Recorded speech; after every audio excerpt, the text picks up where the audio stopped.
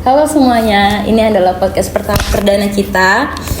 Aku Bia, selaku yang akan temenin podcast hari ini.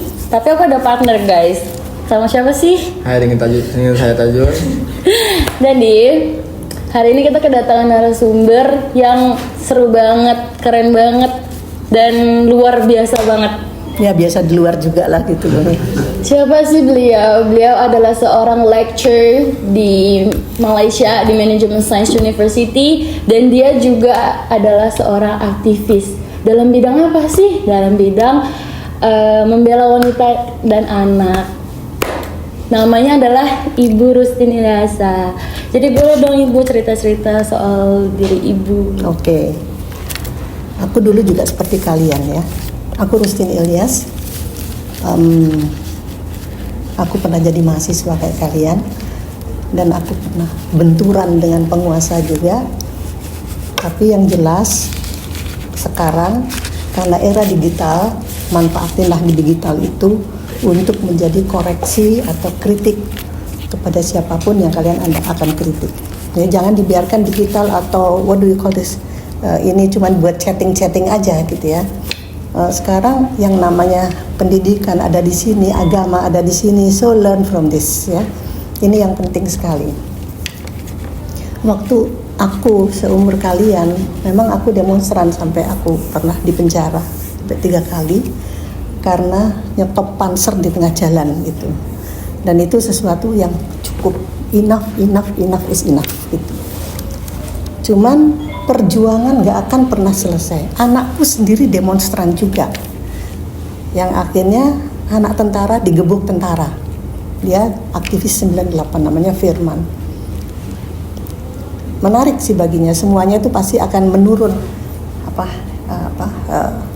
Keturunan itu pasti akan ada. Jadi kalau kalian menjadi orang yang kritis, pasti insya Allah anakmu juga akan kritis, karena kamu mendidik anak kamu dengan kritis juga, ya kan? Itu nanti aku ajarkan. Oke. Terus kemudian aku menjadi istri dari seorang angkatan udara. Bayangin ya, demonstran teriak-teriak di tengah jalan, tapi punya pacar angkatan udara. Ya wis, habis gitu aku diem. Karena sudah jadi iyalah, jadi istri angkatan udara, setiap aku mau teriak gitu mesti suamiku bilang hehehe. Nasi kita dari pemerintah. Ya udah, di situ aku keep quiet, dan aku pikir kita nggak boleh berhenti. Nah, selalu aku tularkan melalui pendidikan. Passionku memang pendidikan. Aku lulus dari IKIP, dulu IKIP yang namanya ya, Institut Pedagogi gitu di Surabaya, dan kemudian aku juga melanjutkan di UI di Fakultas Hukumnya. Aku mengajar di kolong-kolong jembatan, karena bagi aku ini yang harus aku pegang, karena mereka yang belum berhasil dan jarang orang menengok gitu. Padahal satu dari mereka itu bisa menjadi humas dari 1000 orang. Kenapa? Sesuatu yang jelek itu akan cepat nyebarnya. Coba kalau kamu nonton berita yang biasa-biasa aja, lewat. Tapi kalau misalnya nih, Jokowi mau digantung, wow, bener-bener dicari deh di situ, ya kan? Selalu seperti itu. Nah, aku mengajar di kolong-kolong jembatan, aku mengajar di tempat pelacuran, di mana pelacur itu membawa anaknya ke situ. 10 meter dari situ emaknya melacur. Di sini kita mengajarkan akidah, mengajarkan adab, mengajarkan agama dan sebagainya. Yang aku pikir harusnya ini remaja-remaja ini turun gitu loh. Iya benar. Ya kan? Gak usah banyak-banyak. 1 mahasiswa pegang 5 anak aja, jadi adik asuh kalian. Dan itu aku lakukan di Jakarta. Pada saat aku mengajak mereka itu, anak-anak di pasar itu, untuk sholat ya. Yuk nak, kita sholat. Ngapain sih bu sholat? Kayak yang punya duit aja, katanya. Loh, ini gimana sih? Iya kan, kalau kita wudhu di MCK bayar, mendingan buat makan. Lagian ngapain? Dia bilang gitu. Tuhan juga nggak mikir kita ini. Waduh, aku bilang gitu. Udah. Kalau udah kayak begitu, kita kan harus pragmatis. Ya, betul. Ya kan, nggak bisa dengan nanti dosa ini ya bodohin amat dosa kan gitu. Yang penting gue makan. Tuh. Itu yang aku adepin. Akhirnya apa? Aku mencoba bikin sesuatu yang menarik buat anak-anak kolong, anak pasar, anak di mana-mana anak-anak yang terbuang tuh. Aku selalu ambil yang namanya hari Ramadan, jadi apa ya? Pesantren Ramadan. Itu setiap Ramadan seminggu kita camping dengan 1.000 anak yang terlantar.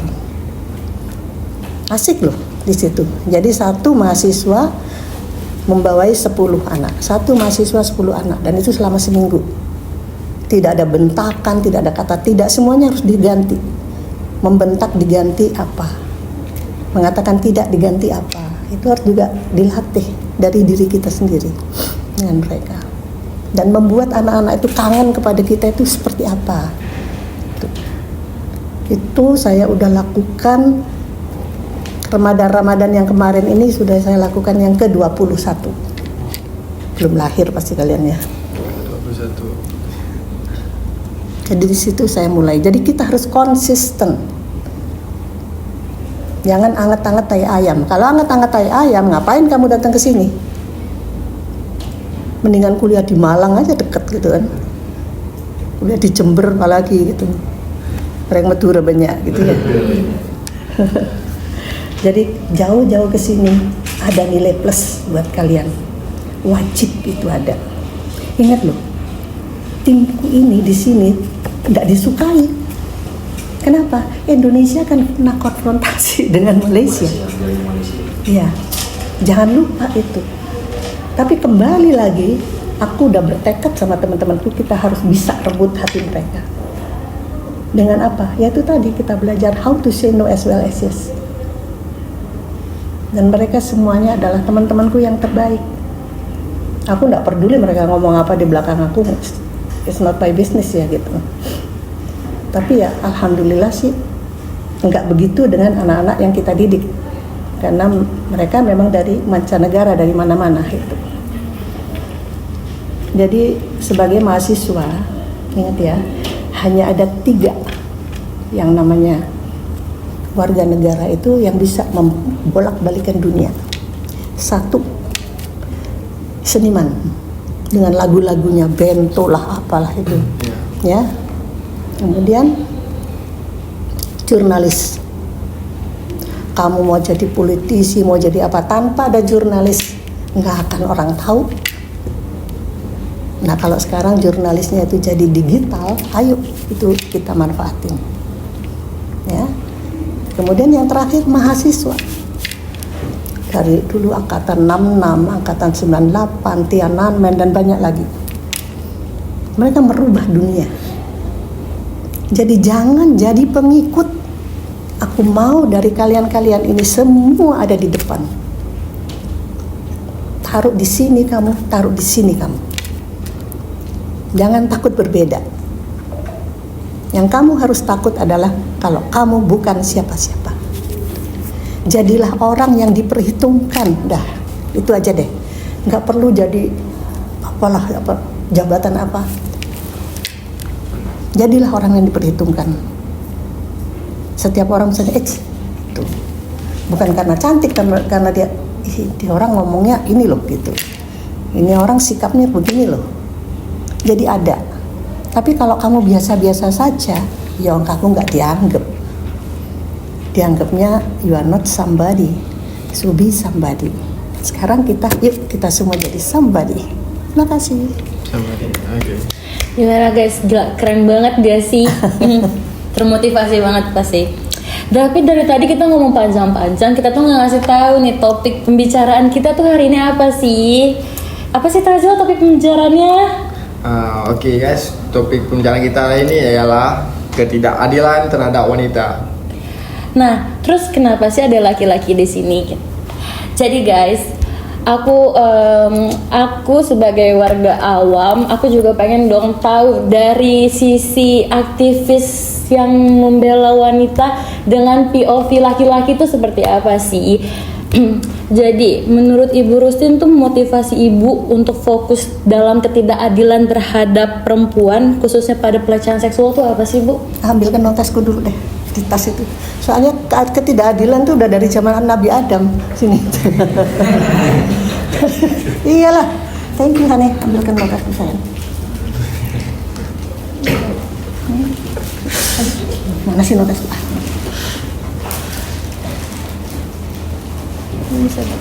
Ayo, sorry. Ini udah aku catat apa ya ketidakadilan, perasaan ketidakadilan udah dari zaman orang lama. kita. Udah lama lah. Kita juga dibikin lah dari tulang rusuk. Adam goblok banget gitu kan. Nah itu hanya menunjukkan bahwa you are a part of him kan gitu. Bener nggak sih? Iya, bener. Sepakat nggak dulu kalau aku ngomong gini? Lu jangan nutupin dia dong, gue pengen lihat yang kritis tuh mukanya kayak apa. Pindah sini. Kamu yang kritis pindah sini. Kalau kamu mukanya nggak kelihatan kritis, awas gue ya. Enggak, ambil kursi. Kursimu pindahin situ nak. Gitu. Jadi ini soalnya cantik-cantik penghalang juga dia tuh. Maaf ya, Bu. Jadi itu ya. Yang membedakan itu siapa? Narasi kita yang kita amini sendiri gitu loh. Mulai dari jelang gitu loh. Kalau kita secara sains, sekarang kita tuh makin maju. Then stop to talk about that gitu loh. Siapa yang harus memulai? Kita sendiri dengan sikap kita. Banyak contoh, apalagi di Jawa. Kalau nyebut istri itu konco wingking, lo kan kurang ajar gitu loh. Ngerti nggak, konco wingking itu teman belakang gitu. Gitu, dan kita harus patuh dalam tanda petik secara kultural menjadi domestik. Perempuan itu melahirkan, mana, maca, maga, apalagi masak, ya kayak gitu-gitu. Semuanya serba melumah gitu ya.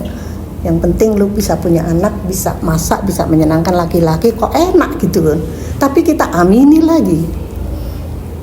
Sementara perbandingan perempuan sama laki-laki di Indonesia banyakkan perempuan lah gitu. Nah ini kita juga mengamini lagi di DPR. Dapat kuota lah si perempuan ini. Berapa persen? 30%.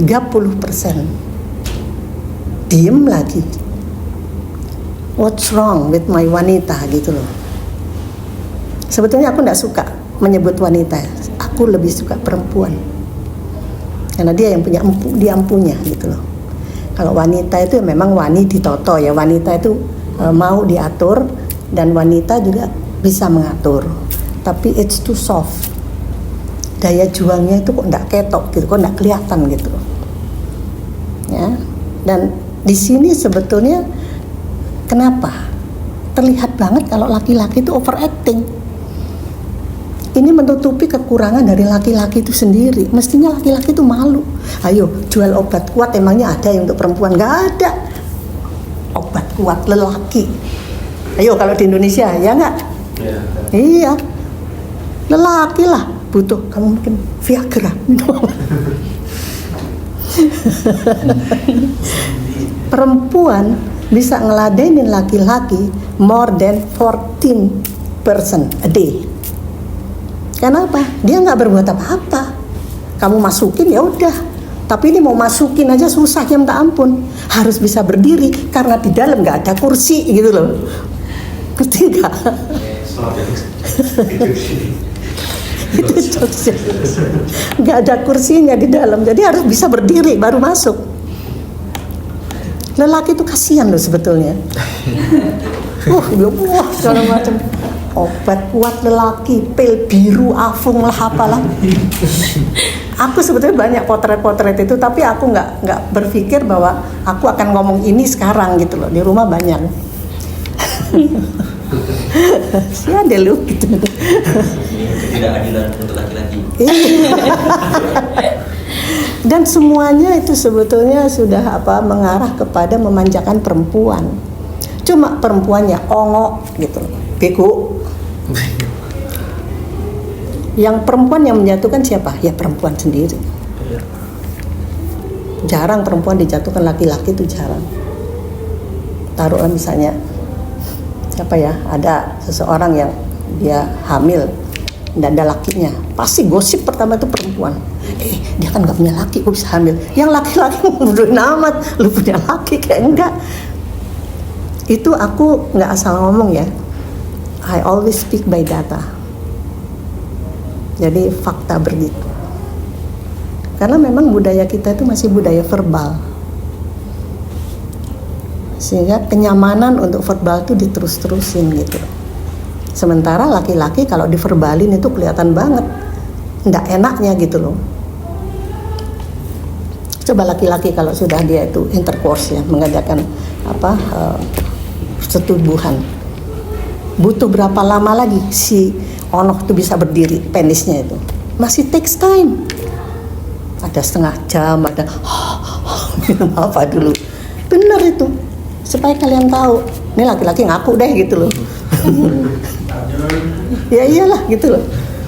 Tapi kalau perempuan mau selesai, ayo lagi, mau selesai, ayo. Karena dia tidak perlu ereksi. Gitu. Suatu kemanjaan sudah diberikan kepada perempuan ini. Nah, harusnya kita mensyukuri dan harusnya kita memakai otak kita untuk berpikir bagaimana memanfaatkan sesuatu yang sudah kuat ini gitu loh. Jelas ya? Jadi ini semua karena narasi ketidakadilan itu kita juga yang mengamini. Kalau kita mau memulai untuk tidak seperti ini, come on, dari diri kalian masing-masing. Lawan itu. Hanya ada satu kata, lawan. Itu. Ya, aku sangat termotivasi dan sangat tercengang ya Bu. Karena karena di Indonesia ini kan lagi marak-maraknya pelecehan seksual kan Bu. Dari polisi dan oknum-oknum lainnya. Kadang tuh laki-laki tuh selalu bilang kalau misalnya itu semua salah perempuan. Tapi kita sebagai perempuan tuh punya rasa untuk daya tarik sendiri gitu. Ini gue suka lo pakai baju kayak gini gitu. Cuman pasti ada oknum laki-laki yang berpikir kayak ini cewek ini emang nggak bener, ini cewek tuh gampang dipakai atau segala macam. Jadi itu yang membuat perspektif orang tuh berbeda-beda gitu. Kita kan juga perempuan pengen punya daya tarik tersendiri gitu. Kalau menurut opini aku segitu sih Bu. Tapi kita dari tadi ngomong dari perspektif perempuan aja. Kalau dari perspektif laki-laki itu gimana Tajul?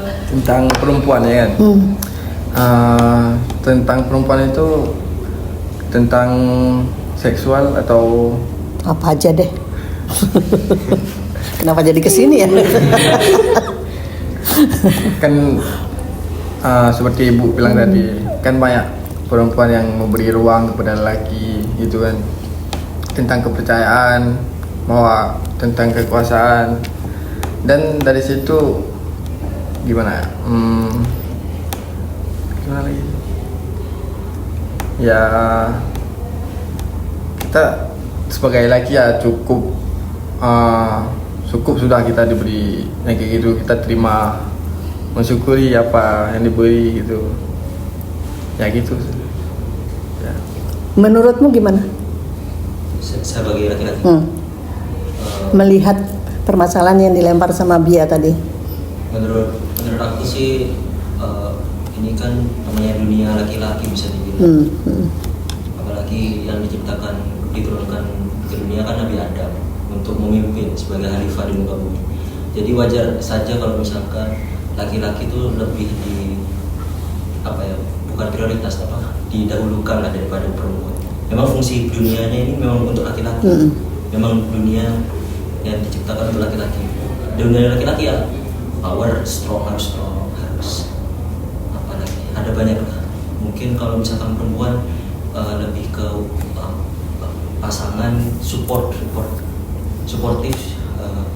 untuk memberikan, misalkan seharian sudah laki-laki kuat, untuk penyimbangnya perempuan ya menyabarkan si laki-laki sebagai To make it balance ya. Yes, untuk membuat keseimbangan. Menurutmu nggak boleh sama? Bisa dari sudut lain deh, kamu lihat apa? Kalau topik ketidakadilan wanita menurut aku sih gini sih Bu sebenarnya. Itu kan subjektif gitu. Kalau kita mau bilang ini adil apa enggak, kalau mau dibilang lebih kuat mana, siapa yang harus diprioritasin gitu. Ya itu tergantung konteksnya juga gitu. Karena nggak bisa juga kita mau samain wanita sama pria gitu. Dalam contohnya di bis aja itu ada tulisannya kalau misalkan ada wanita parubaya tua atau lagi mengandung, kasihlah tempat duduk gitu. Artinya kan dalam konteks tersebut pria tuh lebih unggul gitu. Dia punya, kalau kita bilang tuh dia punya keunggulan masing-masing, ketahanan yang lebih daripada wanita. Tapi wanita tuh juga punya ketahanan yang pria itu nggak punya, Bu. Jadi kalau pria itu dia lebih unggul menurut aku ya, dia lebih unggul dalam menahan rasa sakit yang kita sebut pain gitu. Kalau wanita itu dia unggul menahan rasa sakit yang disebut misery. Misery contohnya tuh sakit batin. Wanita itu lebih kuat menahan rasa sakit batin. Contohnya kalau dia sedang mengandung, itu misery-nya kan luar biasa gitu kan. Entah itu dia lagi dapat tekanan batin, itu wanita biasanya lebih tahan gitu, lebih tahan batin daripada laki-laki. Jadi sebenarnya ini tentang kitanya aja gimana menilainya gitu. Sebenarnya untuk ketidakadilan atau adil atau nggak adil ya tergantung kitanya aja sih yang menilai. Nggak ada yang salah dari sisi cewek, nggak ada yang salah dari sisi cowok gitu. Tapi ya pasti semua perempuan dan semua laki-laki pasti pernah buat salah. Nah makanya kesalahan inilah yang menimbulkan pro dan kontra yang narasi-narasi yang sekarang kita bahas gitu. Menurutmu? Ya kalau dari saya juga ini sih hampir sama dengan si ketua saya. Pandangan saya. Emang ketuamu yang mana? Ini. Oh, iya. Saya juga setuju juga dari pendapat Bu Rustin tadi ya, bahwa Nabi Adam dan siapa Hawa itu memang ada narasi terkait diciptakan dari tulang rusuk Nabi Adam gitu kan. Ya saya kira di situ juga ada lagi supporting statement yang dari Islam tuh bahwa lelaki itu akan menjadi imam dari perempuan begitu. Saya kira di situ juga menjadi supporting statement ya, bahwa memang lelaki ini memang jadi pemimpin. Tapi dalam artian begini, Adam dan Hawa itu memang punya keunggulan masing-masing gitu dalam hal Adam bisa jadi kerja fisik atau melakukan kegiatan-kegiatan yang seperti di lapangan gitu. Tetapi perempuan juga punya keunggulannya sendiri gitu dalam hal seperti dia bisa melakukan pekerjaan rumah tangga, melakukan pekerjaan seperti mengajar, seperti Bu Rustin, yang mana itu memang punya keunggulannya masing-masing. Jadi tidak bisa kita bandingkan secara point to point bahwa memang perempuan ataupun lelaki memang unggul, tapi di situ memang ada keunggulan masing-masing di setiap perspektifnya gitu. Saya kira seperti itu. Ya, that it's gitu ya. Jadi semua punya alasan dan semua benar, tidak ada yang salah. Tapi memang dunia ini milik laki-laki ya. Ibaratnya begitu. Sebenarnya enggak juga sih gitu kan. Kenapa? Karena tidak ada satu agama pun yang membolehkan perempuan itu jadi pemimpin agama itu. Gitu. Apakah dia di Kristen, Katolik, Islam, ya nggak ada. Perempuan jadi pastor nggak ada. Mimpin di gereja untuk sembahyang nggak ada. Islam nggak ada gitu. Karena alasannya ya macam-macam. Karena takut pada saat dia mimpin tahu-tahu mens gitu. Jadi bubarlah semua makmumnya, temannya kayak gitu ya. Nah, masalah yang tadi aku melihatnya gini. Orang selalu bilang, makanya kalau laki-laki itu berselingkuh, itu jarang sekali orang menyalahkan laki-laki itu. Malah perempuannya yang disalahkan. Makanya punya laki-laki, punya suami lu dandan kayak di rumah, jangan kayak begitu tuh, laki lu selesai kayak begitu. Tetap aja siapa yang menyalahkan perempuan? Ya perempuan itu sendiri. Gitu loh, ya. Nah, kemudian yang disalahkan perempuan. Belum lagi makanya pakailah yang menutupi aurat segala macam. Aku pikir semua badan kita ini aurat. Kalau mau ditutup ya kayak pocong aja gitu kan. Bagi aku ya, aku Muslim, tapi aku nggak sepakat dengan istilah itu. Karena apa? Yang namanya perlakuan predator seksual, terutama aku menangani anak ya, itu justru di pesantren-pesantren yang mereka sudah tertutup rapat. Dah kurang gimana coba? Terus ini yang salah sopo. Ini yang harusnya kita gali. Jadi ayolah kita itu introspeksi pada diri kita masing-masing melalui agama kita masing-masing. Inilah kalau agama diatur oleh negara ya kayak begini. Aku lebih sepakat agama itu pribadi deh. Kalau Departemen Agama sampai sekarang tuh mantan menteri agamanya hilang gimana? Gak tahu kayak gitu. Sekarang ada gerakan kabur dulu yuk, pernah dengar nggak? Iya. Cuma viral itu. Good. Kabur aja. Dan aku adalah bagian dari situ, mengiyakan itu. Gimana coba? Udah belajar benar-benar, udah S2, masa digaji UMR, tai kucing nggak kayak gitu sih gitu loh. Yo ngamuk lah aku. Ya mendingan mereka di luar.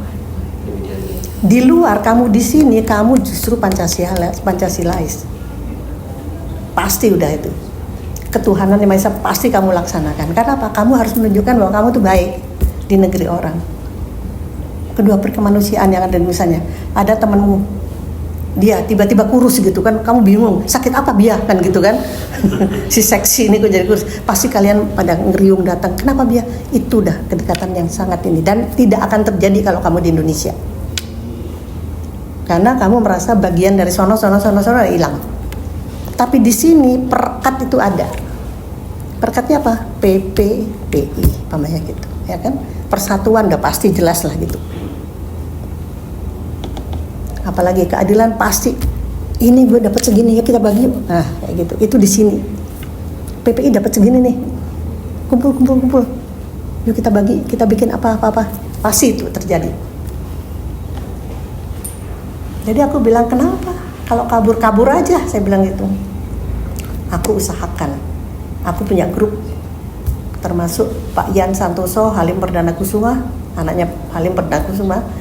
Dia juga satu grup sama aku di situ. Pak Agung Gumelar. Kita mensponsori. Siapa yang mau keluar. Cari kehidupan di luar. Nggak perlu harus di Indonesia. Nyeletuklah si Luhut. Nasionalis. Tidak nasionalis, kamu di sana tidak akan menjadi warga negara kelas 1. Ya mereka teriak, Pak, Bapak tahu nggak warga negara kelas 1 di Indonesia itu siapa? Koruptor semuanya, kita nggak akan menjadi itu, mampus loh. Jadi gitu. Nah, jangan keras-keras ya, jangan sampai keluar ini omongannya. Kita kan lagi gibah. Nanti di-cut ya guys. Tapi itu adalah koreksi kita ke dalam. Itu yang saya bilang. Think globally, act locally. Pikiran kamu harus bener-bener keluar. Oke, last question Ibu. Kasih kita dong pesan dan kesan untuk para perempuan, untuk para korban, untuk semua yang ada di sini. Lebay banget sih lu. Di sini Bu tulisnya gitu Bu. Gimana Bu? Saya tinggal caranya ngebaca skrip Bu. Apa sih gitu loh. Ya kasih kesan dan pesan aja. Ya udah, sekarang kamu harus lebih pinter dari sekarang, lebih cerdas dari sekarang, lebih kritis dari sekarang, berani bilang tidak semanis mengatakan iya. Awas kalau enggak ya, gitu loh. Nah sekarang supaya kita tetap ada perekat, catat nomor HP-ku. Catat guys. Ya, ketik nanti ya. kalau nggak aku kasih aja. Ya udah. Nanti. Ya wes, ya, pokoknya aku mau kita atau bikin grup. King Group. Aku masuk di dalamnya. Kita ngobrol apa aja gitu, ya kan? King Group. Ya. Boleh. Ya grup apalah terserah lah. Mau grup mawar kayak grup kucing kayak grup apalah gitu. Tapi yang penting komunikasi itu harus kita keep in touch. Kita harus benar-benar untuk ke depan ya nak ya, karena kita harus aware juga bahwa kita di negara yang tidak suka pada kita? Ada yang bisa jawab nggak? Ini kenapa bendera-bendera ini? Apa sih itu? AC. Hah? Ada AC. Enggak. Ya udah tahu ada AC. Tahu kan? Kamu cari di situ ada bendera Indonesia nggak sih? Adi, ini di sana ya? Ada. Enggak, itu Singapura. Kita sejauh ini belum lihat sih, Bro. Ada di depan Indonesia. Ya kamu lihat deh nanti. Kalau nggak ada salahin Tajo. Dia yang bilang ada soalnya. Itu menarik gitu loh. Dan kalau belum tahu tanya. Katanya kritis, ayo dong. Orang kritis itu kan paling suka kalau ada yang keliru gitu loh. Hidup dia. Karena gimana pun juga aku ndak bisa menyalahkan sekolah ini karena ini kan swasta ya gitu loh. Suka-suka dia dong, dia mau pilih bendera yang mana gitu. Terus aku juga sedikit komplain gitu ya waktu turun dari airport. Itu kan ada gamelan di pinggir situ, ada gamelan banyak gitu. Bilang ini gamelan kan dari Indonesia. Aku komplain dong sama teman aku, gila ya, gue turun gini, udah mbak, udah jangan kayak gitu, malu, kenapa? Lu pikir tuh gak dijual sama bangsa kita? Dijual. Kalau udah dijual harus apa? Dia bilang itu udah dijual kok. Gitu loh. Paham? Jadi itulah perempuan harus cerdas.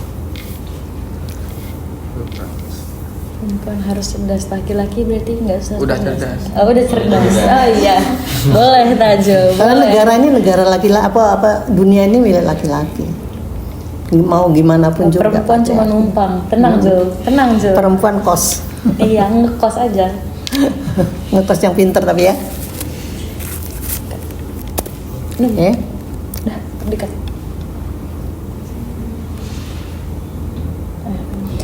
Oke guys, jadi sekian dari podcast kita bertiga hari ini. Jangan lupa untuk terima kasih banyak sama narasumber kita yang hebat ini. Sama-sama sayang. Terima kasih Ibu telah menyempatkan waktunya untuk datang dan sharing-sharing sama kita. You know one thing, I'm very proud of you. Hati-hati ya. Karena kamu adalah salah satu tonggak dari negara Indonesia. Aku maunya kalian menjadi pemimpin di Indonesia.